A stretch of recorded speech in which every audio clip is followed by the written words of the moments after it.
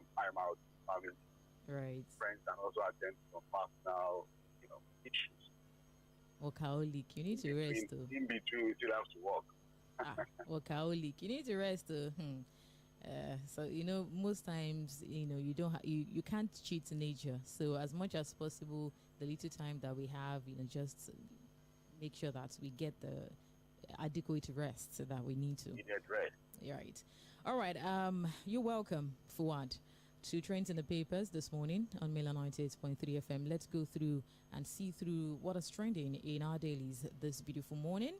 Trends in the Papers, welcome once again. We'll pick up the Punch newspaper and let's start from, what should be the primary duty of every government in any country or in any society, which is securing the lives and property of the people. The Punch newspaper this morning, for the bigger headline, is revealing that the NEC is postponing the state police talks despite the surge in killings.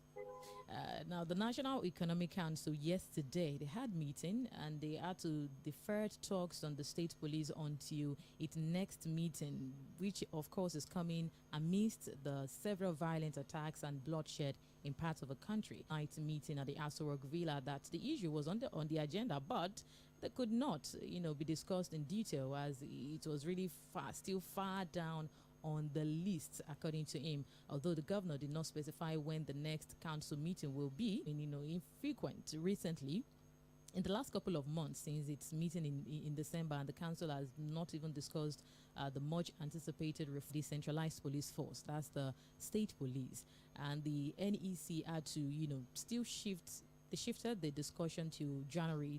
The matter was not discussed, and during the meeting, the governor also observed a minute of silence to honor those that is and all of that. And also, speaking about the NGF, Nigerian Governors Forum, they also spoke about this issue in response, and also speaking about how they could tackle, especially governors, tackle that. Hope Uzodinma also said that the forum received a presentation on the proposed challenges which we have been talking about even after the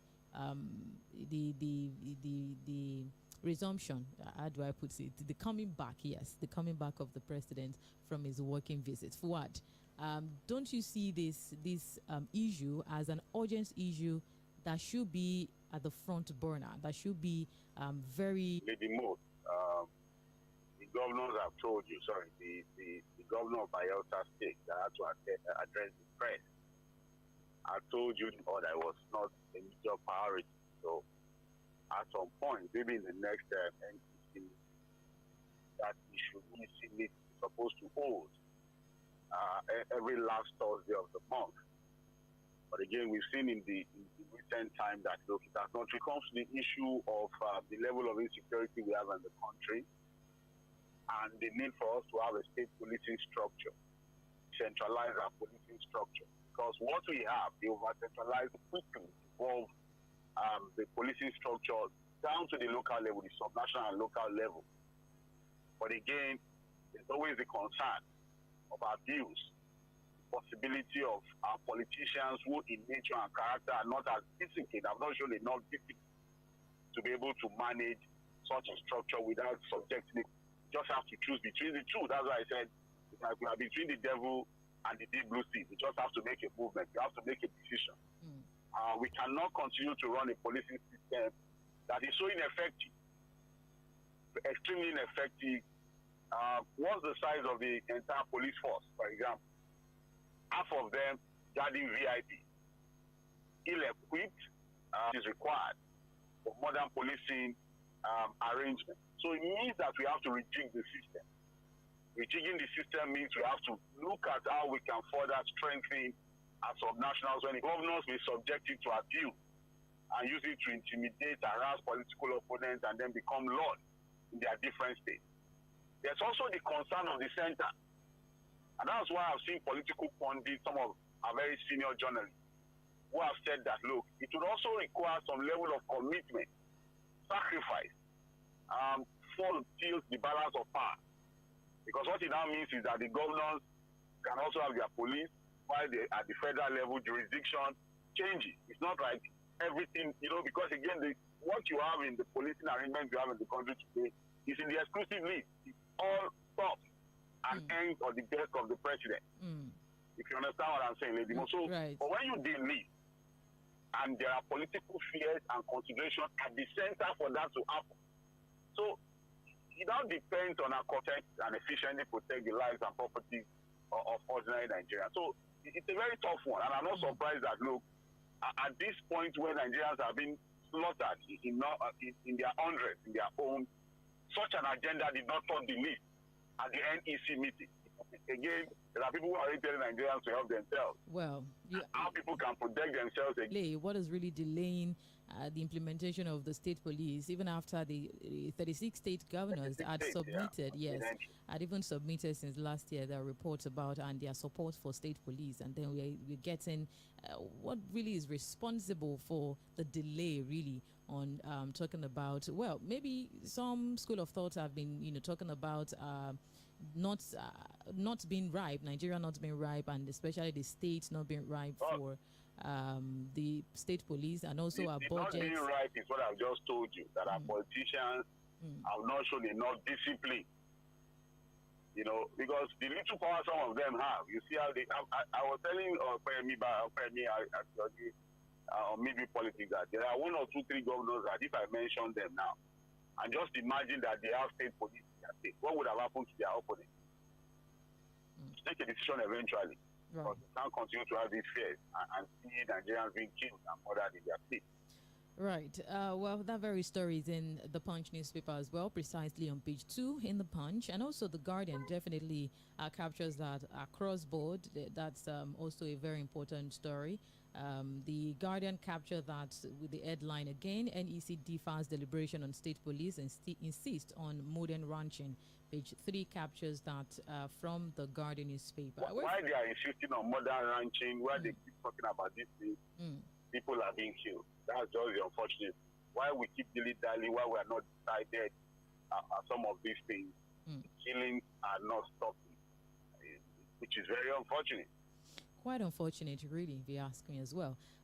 Still on the NEC meeting, yes, though he had been shunning the House of Rep, summoning him to come to the meeting. Now, the Punch newspaper is reporting also that there's an emergency now that IBAs have to meet with the rep panel today, as protests definitely continue in that state. We've been seeing quite a couple of protests almost on a daily basis. Vice Admiral Ibok Ete Ibas, retired, was expected to appear before the House committee overseeing the state administrations and at the NEC meeting. Now, the committee chairman, Professor Julius conducted a closed-door meeting session appointed because the committee members refused to comment, which included the chief whip, Alisa, the chairperson of the various house committees, including those for federal character, finance, water resources, and even health services.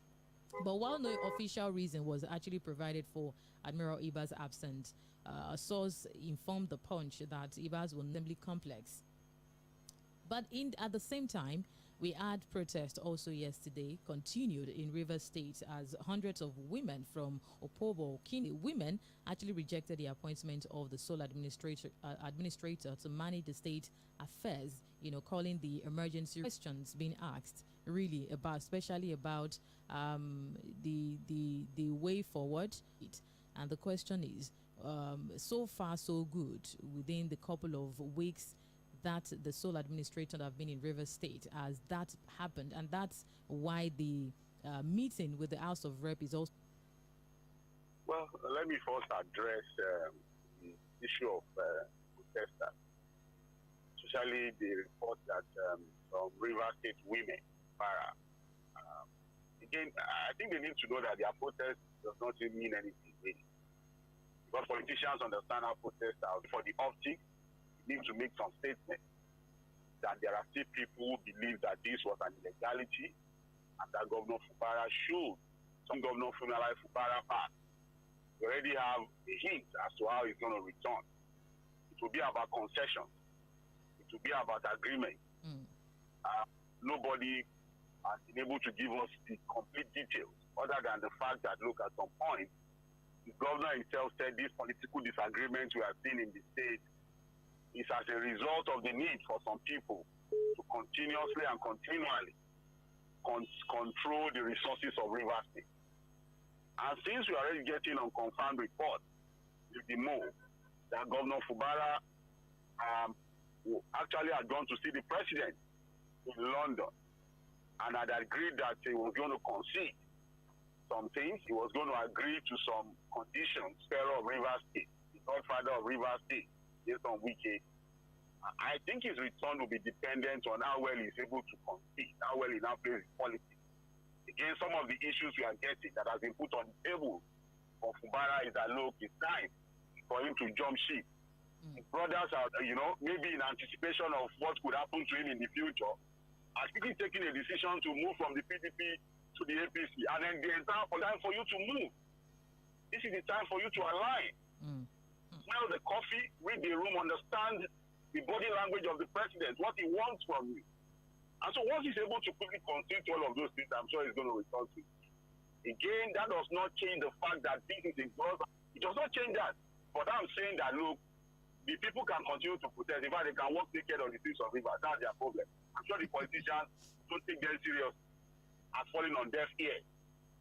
The so-called Democrats of today see democracy in a different form. Speaking about time for him to move, don't forget that the FCT minister, that one does not need to move. It's a different memo. Yeah. The job, the memo, what he's supposed to do, you're doing it perfectly. Moving, Wike moving is nothing. The job is simple. Remain in the PDP and continue to destroy the party. And I think he's doing a fantastic job.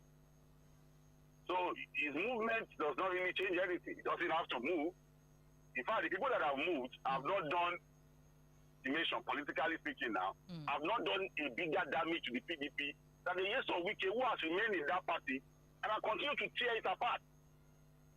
And I think the conclusion of a lot of us who are political pundits is that at the moment he lost that primary, that it was intended that, look, this is the time for the party to go down completely. And so what is even left of the PDP now? It's a brief. And he's delivering perfectly on that brief. Well, speaking about moving, of course, that has been a discussion or a very important discourse so far, and questions about the threat to democracy and moving towards Nigeria, moving towards the one-party state, talking about, cross-carpeting, moving from page 32, yes, speaking about River State, and also being captured by the Guardian newspaper, and I'm sure across board. Definitely, I will be seeing them today. So just 1 minute, while he was at the NEC meeting, again, an illegally appointed administrator, as against what the constitution requires, while he was illegally, that's my conclusion, at that NEC meeting, because he has no business in the first place being in that meeting. He had, on River State under this state of emergency. Okay. Sources are saying he will attend today. I don't know if he goes, what to take. It's still illegality. Well, we see. People who think it is legal, that's their problem. The fact cannot change that what has happened in River State. Atiku and Saraki spearheading PDP resurgence amid key defections. Of course, the opposition coalition led by the defection of Delta State Governor Sheriff Oborevori, his predecessor Ifeanyi Okowa, and several prominent leaders of the People's Democratic Party of the All Progressives Congress, that's Malam Saliu, who disclosed that yesterday. Special advisor to the president on information and strategy, Bayo Onanuga, who mocked Atiku, saying that his coalition will crumble. Coalition that he and El-Rufai, Babachir, a new member, blew up to a similar post by a fellow presidential aide, that's Tunde Rahman, who also decried the PDP, describing the development. It doesn't mean that we are not working towards having having a strong opposition party, even towards 20 about, people, especially the opposition party, bigwigs and players, cross-carpeting and moving to the ruling party, and the effect that will have on their reactions. There are three issues I'll quickly address. This panels of appointment, multiplicity of appointment, needless multiplicity of appointment. Daniel Bwala, Bayo Onanuga, and Tunde Rahman. You know, apart from the others, totally like they are so jobless that the only thing they want to talk about now is how to troll the opposition because people are defective. They would on policy achievements of the government are so busy trolling the opposition. So it is still joblessness and unnecessary multiplicity of appointments. And what basically faffing around, once in a while they just come in to throw some of these statements, and you look at it and say, what are they doing? So I needed to just highlight the fact that can you now see that this one say the same issue, another one has said it, and basically they are just so happy and they are trolling. When it comes to addressing Nigerians now on critical achievements of the government, they start to abuse you. But they are so happy. And then on the article coalition people who are saying that defections does not matter. Well, again, we'll have to wait to see how the article and its coalition, what will be their political response to these defections. Because as it stands, it's looking terrible, very bad. It's going to happen for them. Yes, Atiku has the political clout. Again, if we're going to be judged, Atiku also winning 13 states. Peter will be winning 12 states.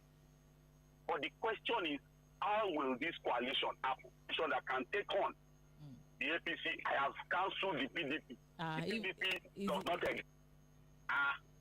Sunday, which you have known from Saturday, even from Friday, the body go down, they move. Just after the conclusion of the 2023 election, I said it, I predicted it. That the APC will choose the presidential candidate of the PDP for them. It did not already happen. It's very simple. Just put your permutations together. 1, 2, 3, put it together. You understand why it's easy for you to predict the future, especially when it comes to the way we play our politics. You want me to make small predictions about the governors that will soon move? Didn't we tell you that some governors are going to move? Because of the way he's carrying himself. This governor, worry. Has he not moved? The one that shocked us a bit was Ifeanyi, but that one again came on survival list. The man has been heavily harassed. He has several cases as a former governor. And so probably I am still waiting for that political joker from Atiku and the happens to the way we play politics in Nigeria. Again, you know when I talk about politics, I remove governance. Governance is a different conversation. But the kind of politics we play in Nigeria, if there is one man that understands it in total, understands the metrics, the indices, the style, the philosophy, the strategy. Let's give it to President Bola Ahmed Tinubu. So how Atiku will respond to this with his people and his coalition is what I don't know. And then the third issue for me, so that I will move to the next issue, is I'm surprised that the former Senate President, Bukola statement he put out yesterday that, the people should remain calm, the PDP will rebuild itself, there's no cause for alarm. No cause for alarm, okay? What his position is. I'm talking about the former Senate President Bukola Saraki now. What is his current position on Nyesom Wike? What does he think about Nyesom Wike and his role in the PDP? What is in their mind? With all due respect to my lawyer friend. Let's move to the next before. All right. Well, while some have been, it's just about keys. It's just a case of winners never quit, quitters never win. That they should. And of course, the Vanguard also captures that story with the headline that we are not move right away from the Punch. There's this story as well, which INEC is bringing out and saying that they are trying to study the Supreme Court judgment over the Obi versus Abure, the leadership tussle in Labour Party. Recall that April 4, 2025, earlier in the month, that the Supreme Court the appeal court lacked jurisdiction over internal party matters, but the apex court's verdict was, subjected to different interpretations, with Abure contending that the Supreme Court, a factional leader of the party, Lamidi Apapa, surfaced to, lay claims to the party's leadership, and in several moves, particularly a move to clarify the leadership situation. A Labour Party delegate in Abuja on April 9, and during the visit, they had to submit the certified true copy of the Supreme Court judgment to the electoral body. But the INEC, Independent National Electoral Commission, are saying that we are yet to make a decision regarding the leadership of the Labour Party following the recent court ruling, and that they are definitely, trying to study the Supreme Court judgment. What do you foresee, Fuad? INEC, they go study and tire. Even lawyers don't even understand what to make of that Supreme Court judgment. So I can understand the confusion in INEC about this Supreme Court judgment when it comes to the leadership of political parties in Nigeria. Test case being the National Secretary position of the PDP, that the judiciary was going to help to resolve leadership crisis in political parties, has now been dashed. In fact, in my own estimation, and I've had several conversations with senior lawyers on this matter, that look, our political parties will now be more enmeshed. What they have expected that the third arm of government, the judiciary, has the sole responsibility to interpret the law. And that look, when everything fails, now what the Supreme Court is saying now is that look, no courts at all in the land has jurisdiction on the issue of legal issues within the party. When it comes to leadership of the party, the court cannot intervene. They cannot even help them to solve the problem. Are created. Pure court. For example, jurisdiction, in fact, the courts have no jurisdiction on anything leadership. It's a party matter. Okay, if the party cannot agree among themselves. So what are we saying? So what you have now is that look, parties who don't have leaders, parties who don't have people of influence, parity. For example, if you look at the APC, there are people who have told me, oh, you think the APC does not have their own crisis? To come and cause problem in the APC. But look at the PDP. Who is that person of influence that can rein in anybody now to resolve a leadership crisis in the PDP? As we speak now, for example, in the PDP, as a caretaker secretary, Wike is telling them they have no such power. How does the PDP announcement is a victory for him? What it means is that he's still the leader of the party. Nedadi Usman, chosen by Peter Obi to say, look, this thing is we are now the leaders of the party. Abuja say we are the leaders of the party. Baba Alamidi Papa has also come up to say, oh, with this Supreme Court judgment, I'm also the leader of the Labour Party. Okay, see where we are now. So if they cannot resolve the issues among themselves, and the Supreme Court has said no court can let them to intervene, then how do they resolve the issue? Well, internal crisis should be handled internally. By people who are part of the crisis. Well, at that time, conflict of interest. That's not why we are supposed to have the court to now interpret whatever is the condition of the party to say no. This is supposed to be what should happen. But the court has said no. All right, that's in the Punch newspaper. Away from the Punch, just quickly, the Guardian is capturing poverty. The Vanguard also captured that very story. And just a few days after IMF, the International Monetary Fund, actually released its economic outlook for Nigeria, the World Bank had to follow suit with yet another scary report. And this time, the bank is projecting that poverty in Nigeria will increase by 3.6% over the next 5 years, which will be rising through 2027. And it's further said that the country is home to 19% of the extremely poor population. In 2014, according to the World Bank, reports that it's that 43.3% or 89 basic things that should be free for them. And it also reported that 25.3% or 53 million lived in severe. We experience a worsening poverty situation, unlike non-resource rich countries which are expected to see faster poverty. It's better to be proactive. It's better to, especially different administrations that have also promised to come up with policies. What would have expected that these kinds of reports would be what people like Daniel Boala, Bayo Nonu, the people they are working with, who have told them this is what you are supposed to do, devalue your currency, float the naira, remove it to be poorer, that more poverty will be prevalent, and that you need to do more fiscal contracts for your policies to work with the people. So the same sort of people who say, do this. And I think no matter what we think of the IMF and World Bank, we should thank them for being truthful once in a while. They will always tell you the truth. Again, they are saying that, look, poverty in Nigeria will rise around that 3 points. Globally, that 15% of all the poor people living below the poverty line are in Nigeria. 20% is sub-Saharan Africa. This was the same problem we ran into during the IBB era. And we have not recovered from it. This bread of it is neo-colonialism. It's the same problem we have with Ido. They tell you the value of a currency is too high. Devalue it. The same thing they told IBB. And basically what they do is that do this, I will give you this money. The loans are there. Come and take it. Have you not seen the speed by which they are borrowing this government money? To what end? But they are the same set of people who are now telling the government that, hey, your people are going to get poorer.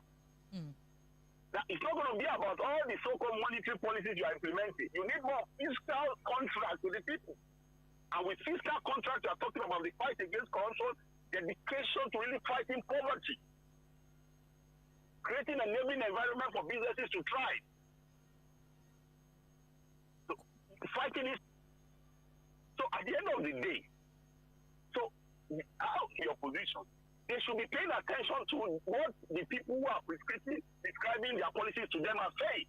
That these policies that you are implementing is in the Guardian and also the Vanguard newspaper. Definitely quite important that we take to the recommendations of the World Bank. The Nigeria should focus. Why must we take it? Who are they? why must we take to their recommendation? Why? You just spoke about fiscal. Is that not what? Which way forward? Must they tell us? Are we dumb? How many nations have you seen that moved from underdeveloped to developed in the world today that tie themselves to the apostles of the World Bank and IMF? Can people go and read about what led to the creation of the Bretton Woods organizations we are talking about and what the agenda was when they were set up? Go check a lot of the countries that moved from underdeveloped to developed today. They did what they call you first lock yourself up. Countries, because they are so happy they like you, they are so happy to give us the money and the loan. Don't you know there's an agenda behind it? Well, that very story on page 3 in the Guardian newspaper, the Vanguard also captured that with the headline, more Nigerians will become poor by 2027. Page 4. Says World Bank. Says World Bank. Captures on page 4 in the Vanguard. All right, just quickly from the Guardian Matriculation Board, JAMB has deployed more than 10,000 officials to 887 centers across the country to monitor this year's UTME. And besides, the board also provided other personnel to monitor the conduct of the examination. According to the chairman of the committee, Iyabo Lawal, explained that the association seeks to promote discussions on burning issues in the education sector through the dialogue and exploring.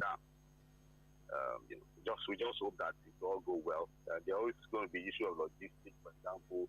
I'm sure JAMB would have addressed some of the issues around CDC centers who have terrible computers, issues of power supply and all of those kinds of things, so that the students, can comfortably write their exams. So wish all the students who will write the exam the best of luck. All right, Best APC boast says more governors joining it soon. That's some defectors from the Kano State chapter. Well, this is not the first time he's saying that. 2027 is a done deal. They are even expecting more. Clean housing deficits. The Minister of Housing and Urban Development, Ahmed Dangiwa, according to him, he pointed to the Renewed Hope housing scheme currently being managed by the ministry as a key initiative focused on increasing access to affordable homes. Myself up, and I'm not going to bother myself with this minister, this Dangiwa minister, because he has said about a particular state where just 150 units. Now he has to just make a statement because he was called to an event and he just has to say something. President Bola Ahmed Tinubu is working policy. What we are basically doing is to create an enabling environment now to be able to deliver property to their prospective clients. And then here you have it. Now they are addressing the housing deficit because just has to make a statement. So if you are looking for ministers who don't even know what they are doing, he's one of them. All right. Of course, the administration is still in place. Let's see how far the ministry will go before the end of the first term. That will be all we can take this morning. Thank you very much for your time this morning. We'll come back for Mail and Focus this morning on Morning Express, Mail and